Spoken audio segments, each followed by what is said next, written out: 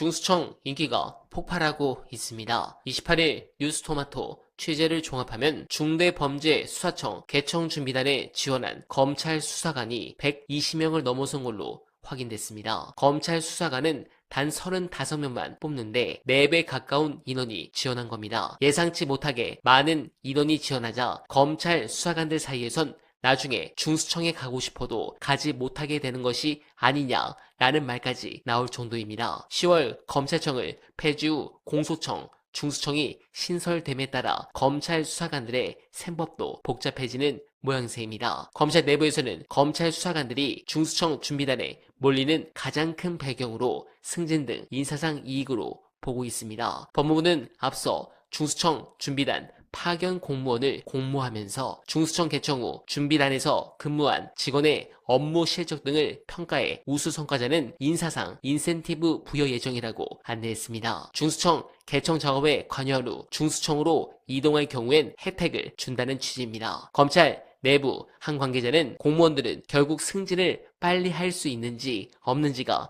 중요하다며 검찰 수사관은 5급 이상 승진이 어려운데 중수청에 가면 승진이 빨라질 것이라고 기대하고 가는 사람이 있을 수 있다고 말했습니다. 네, 좋습니다. 국민의힘과 검찰이 노리는 건 명약 관화입니다. 이 대통령의 사법 리스크를 부각시켜 힘이 빠지게 한 뒤 종국에는 권력을 되찾아오려는 계산일 것입니다. 노무현, 문재인 정부에서 보수 정당과 검찰의 야합이 어떤 결과를 낳았는지는 똑똑히 목도한 바 있습니다. 이재명 정부가 해야 할 일이 분명해졌습니다. 반드시 진상규명을 제대로 해서 처벌하고 다시는 이런 사태가 발생하지 않도록 만들어야 합니다. 관련해 민주당이 곧 추진할 검찰개혁 시즌2는 어떻게 하면 성공시킬 수 있는지 중요한 분석 끝까지 봐주시고 여러분들의 생각 댓글로 부탁드립니다.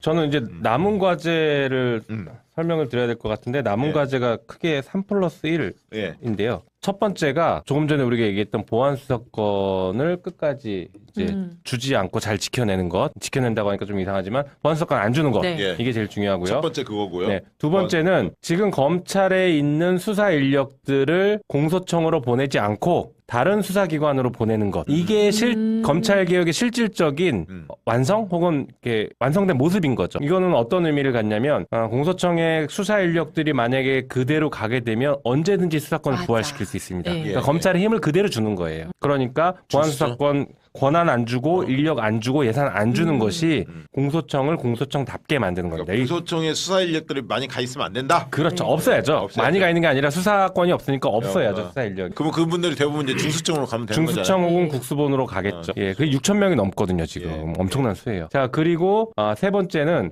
검찰 과거사 청산을 해야 됩니다. 지금 국정조사를 하면서 조작 수사, 조작 기소들에 대해서 열심히 조사하고 박상용에 대해서 이런 것들이 막 드러나고 있지 않습니까? 그런데 검찰에 의해서 조작 혹은 봐주기로 피해 입은 국민이 너무 많아요, 사실.